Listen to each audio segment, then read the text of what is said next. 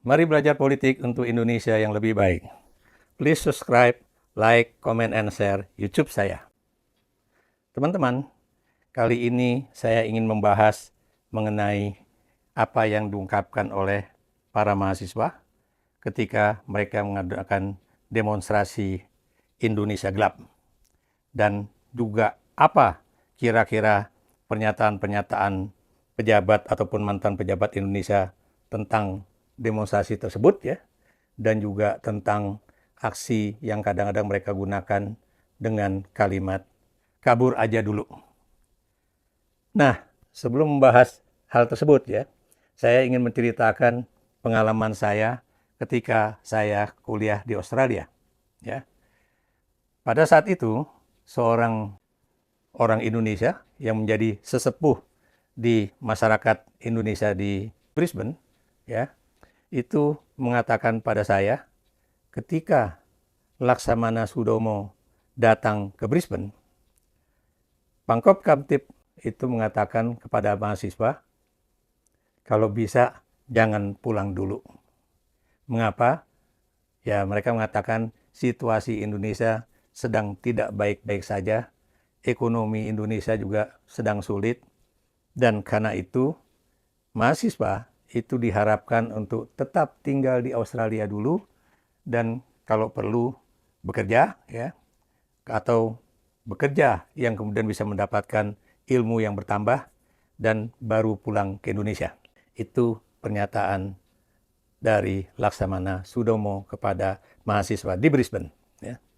Nah, saya juga ingin mengutarakan apa yang juga menjadi pengalaman saya dan juga teman-teman alumni UI dan juga alumni ITB ya, ketika sedang maraknya yang namanya demonstrasi mahasiswa Indonesia pada Mei 1998 ya. Saya kebetulan bergabung dengan alumni UI dan juga alumni ITB yang kita menjadi satu ya.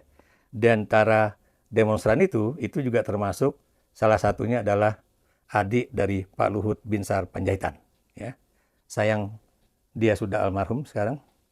Dan kemudian ada juga adik dari seorang tokoh nasionalis ya, yang itu juga sayangnya sekarang sudah almarhum. Dan di antara teman-teman alumni ITB yang ikut di dalam demo-demo tersebut ya, itu hampir semuanya, atau bahkan saya katakan ya, kelompok kami itu semuanya yang dari ITB sudah almarhum. Cuma satu yang masih ada ya, yaitu Profesor Dadan Umar Daihani ya, seorang dosen di Universitas Trisakti dan juga seorang yang sudah bergabung di dalam Lembaga Ketahanan Nasional selama lebih dari 17 tahun. Jadi sementara kalau yang dari UI itu masih ada, paling enggak saya dan kemudian juga yang namanya Kiki ya, atau Hermawan Sulistyo itu juga masih hidup. Dan kita bisa menjadi saksi dari berbagai kegiatan tersebut ya. Nah, apa yang kita lakukan pada saat itu ya? Kita mencoba agar yang namanya gerakan mahasiswa itu tidak dihadapi oleh aparat keamanan secara brutal ya. Dan saya pribadi juga mengatakan kalau bisa jangan ada yang menjadi martir ya, tapi kita tahu akhirnya ternyata ada juga martir di kampus Universitas Trisakti di Bilangan Grogol ya, dan kemudian juga di Semanggi di depan Universitas Atmajaya ya. Dan tapi lepas dari itu yang jelas dialog-dialog antara para demonstran ya dengan yang namanya pemimpin militer pada saat itu, waktu itu kami pergi ke rumahnya Panglima TNI, yaitu Bapak Jenderal Wiranto di Bilangan Denpasar ya, dan beliau di rumah dinasnya itu di Denpasar, dan dialognya sangat baik ya.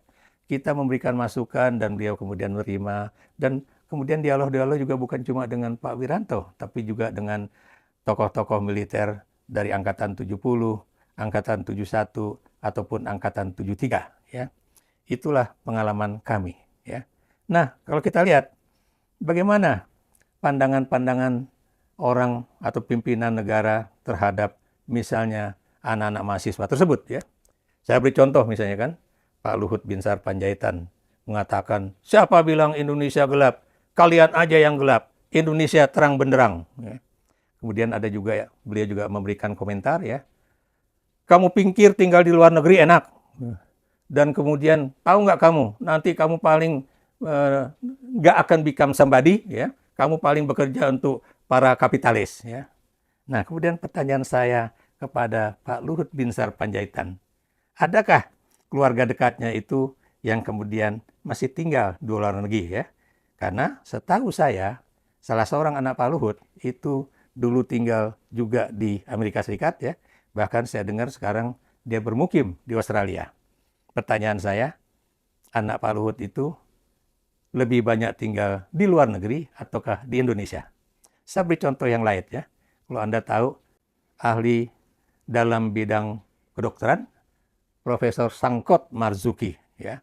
Dia ke Australia melalui beasiswa Colombo Plan, dan kemudian beliau menetap di Australia untuk berapa lama, pulang ke Indonesia karena diajak oleh Profesor B. Habibie untuk kemudian mengembangkan satu laboratorium, ya, yaitu laboratorium yang sangat terkenal di bagian penelitian di RSCM, ya. Jadi yang terkait dengan lembaga Pasteur, ya. Jadi Prof. Sangkot itu akhirnya kembali ke Indonesia dan kemudian berbakti kepada nusa dan bangsa kembali, ya, karena ada panggilan dari Pak Habibie. Nah, kemudian juga, ya, kalau kita perhatikan, ya, apakah kemudian salah kalau kita melihat Indonesia itu gelap, ya? Anda bisa bicara misalnya tentang Danantara, ya, yang kemarin baru diresmikan oleh Presiden Prabowo Subianto, dan beliau mengatakan nanti akan transparan. Ini BPK dan KPK bisa melakukan audit. Pertanyaan saya, kalau memang demikian, mengapa itu tidak dimasukkan ke dalam undang-undang mengenai Danantara? Tapi Anda tahu, ya, belum ada undang-undang mengenai pembentukan Danantara, tapi hanyalah instruksi presiden, ya. Dan Anda tahu kekhawatiran orang itu adalah kalau Danantara itu mengelola 14.000 triliun rupiah, ya, kalau kemudian hasilnya benar-benar seperti Temasek, ya. Tapi kemudian kalau ini terjadi seperti yang terjadi di Malaysia, ya, yang ketika itu Perdana Menteri Najib itu masih berkuasa, Anda tahu apa yang terjadi di Malaysia. Yang namanya dana tersebut, ya, itu malah masuk sebagian uangnya ke Perdana Menteri, bahkan yang namanya institusi itu boleh dikatakan merugi dan berhutang sangat banyak. Makanya kalau ada kemudian orang-orang yang kritis terhadap Danantara atau terhadap Indonesia yang saat ini kami pandang gelap, ya, itu bukan persoalan seakan-akan kami anti pemerintah, ya. Kenapa demikian? Karena ketika misalnya kami yang sangat cinta pada Indonesia atau para mahasiswa yang sangat cinta pada Indonesia yang kemudian juga membicarakan mengenai sebetulnya daripada kabinet itu digemukin, kenapa nggak kemudian diefisiensikan aja, gitu kan? Tapi Anda tahu, kemudian mahasiswa menulis misalnya, kabinet merah putih digemukin, mahasiswa digebukin, kan, gitu kan? Dan kemudian Anda tahu bahwa kalau yang mengkritisi kabinet yang gemoy itu, lalu Presiden Prabowo mengatakan, ndasmu gemoy, gitu kan? Nah, jadi ini kelihatan, ya. Kalau mahasiswa itu membuat misalnya suatu poster-poster yang buat saya lucu, tapi juga menarik, ya. Misalnya kalau ada yang mengatakan, ya Allah, kenapa aku WNI, ya. Ini kebetulan ini ada beberapa foto, ya, dalam Instagram yang dibuat oleh Voice of America untuk Indonesia Section, ya. Kemudian kalau Anda lihat, ya, ini bukannya para Max, ya, tapi ini parah, men. Kabinet gemuk, anggaran pendidikan dipangkas, multifungsi TNI, 20 juta hektar hutan mau dibabat. Bikin sakit kepala, ya. Ini foto berikut, ya. Kemudian, ya, kita lihat, ya, ada juga yang menulis 6 kali presiden berganti, penjahat HAM tiada diadili, ya. Kalau mau efisiensi, bagusnya mah mobil dinas pejabat ganti pakai motor Supra, ya. Ini contoh-contoh aja. Di saat rakyat teriak adili Jokowi, dia malah teriak hidup Jokowi, efisien sit ndasmu, gitu. Jadi ini komentarnya. Kemudian lebih baik dari kabinet merah putih, ya. Ini lagi-lagi ini adalah film kartun yang tokoh-tokohnya itu dianggap baik. efisien, membantu rakyat, dan tidak omon-omon. Ya, ini. Kemudian ini yang tadi saya katakan, kabinet aja digemukin, warga digebukin. Ya. Kemudian kita butuh gas LPG, bukan gas light dari pejabat. Anda tahu gas light ya? Gas light itu satu pernyataan-pernyataan seolah-olah kemudian korban, dalam ini rakyat, itu merasa bersalah akibat dari perbuatan pejabat. Ya. Jadi tidak sedikit ya. Kemudian juga Bobby Kertanegara kalau bisa ngomong juga akan sepakat Indonesia gelap ya. Kemudian bukan cuma MU yang lagi di era kegelapan ya. Nah ini juga ada juga kritik ya, karena Anda tahu ya anaknya Jokowi ya Gibran Rakabuming Raka itu masih menjadi wakil presiden, makanya ada komentar ini mah 3 periode tapi pakai second account ya. Dan kemudian banyak lagi yang lain ya. Dan kita juga tahu kalau kemudian Jokowi mengatakan bahwa saya masih bekerja, saya masih aktif ya, karena biar gimana pun saya harus tetap aktif dan sebagainya ya. Makanya kemudian seorang dosen di Singapura, Mbak Oki itu, kemudian mengatakan di dalam Abraham Samad Speak Up, apa yang dia katakan, dia memang benar masih bekerja ya, bukan kemudian menunjukkan bahwa dia ini adalah post power syndrome.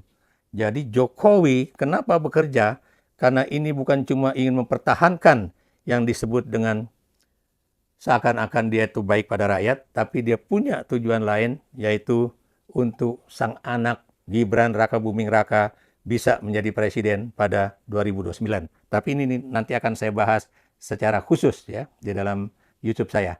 Nah, kalau kita perhatikan ya, harusnya yang namanya anak-anak muda kalau sedang bersuara, tanggapilah dengan suatu perasaan yang benar-benar mengedukasi. Saya beri contoh misalnya, Wakil Menteri Tenaga Kerja, ya, itu anak muda padahal dia.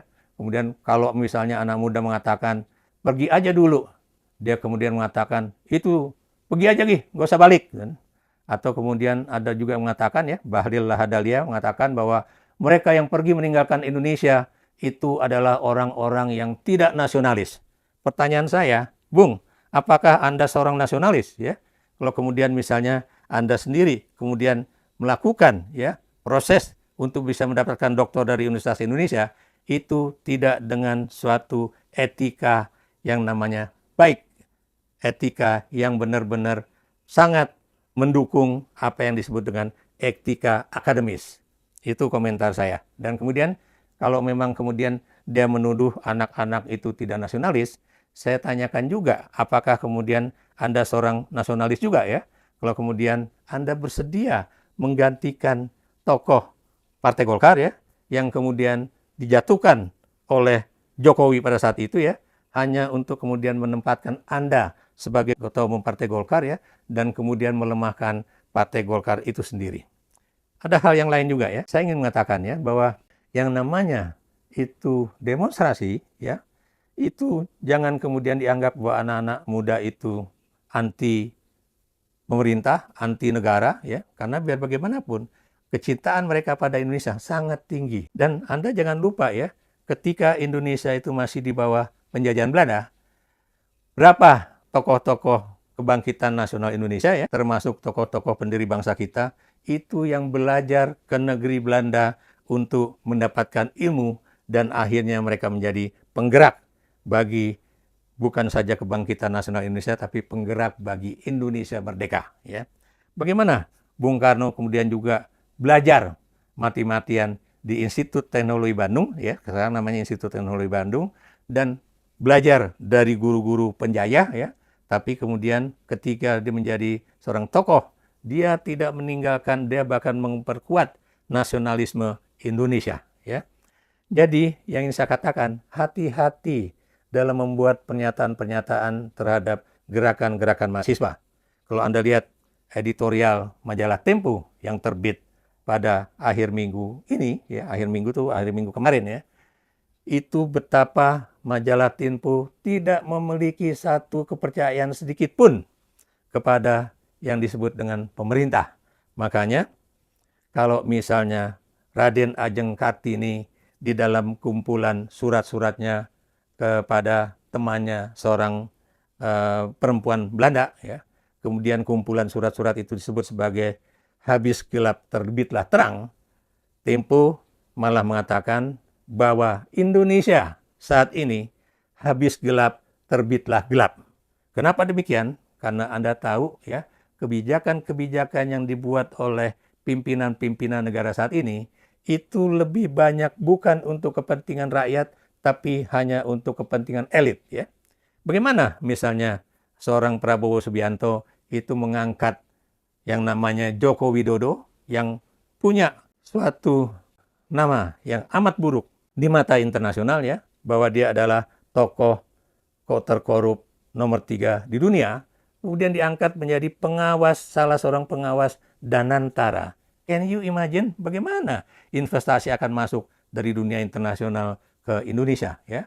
Walaupun saya masih punya kepercayaan pada Presiden Prabowo agar mudah-mudahan Danantara ini dikelola dengan baik. Tapi lagi-lagi penempatan tokoh-tokoh yang tidak bersih, ya, dan kemudian juga pernah masuk dalam kategori misalnya melakukan korupsi atau kemudian dinilai oleh sebuah lembaga independen, ya, yaitu OCCRP sebagai tokoh paling korup di dunia, ya, nomor 3, ya, itu kemudian malah ditaruh menjadi pengawas. Ini merusak citra Danantara dan juga merusak citra Indonesia. Jadi para tokoh-tokoh, ya, janganlah Anda anggap remeh yang namanya demonstran-demonstran kampus. Kenapa? Kalau nanti suatu saat ini menemukan momentumnya, bukan mustahil Anda akan menjadi korban dari gerakan yang namanya reformasi jilid 2. Berikan pendapat Anda.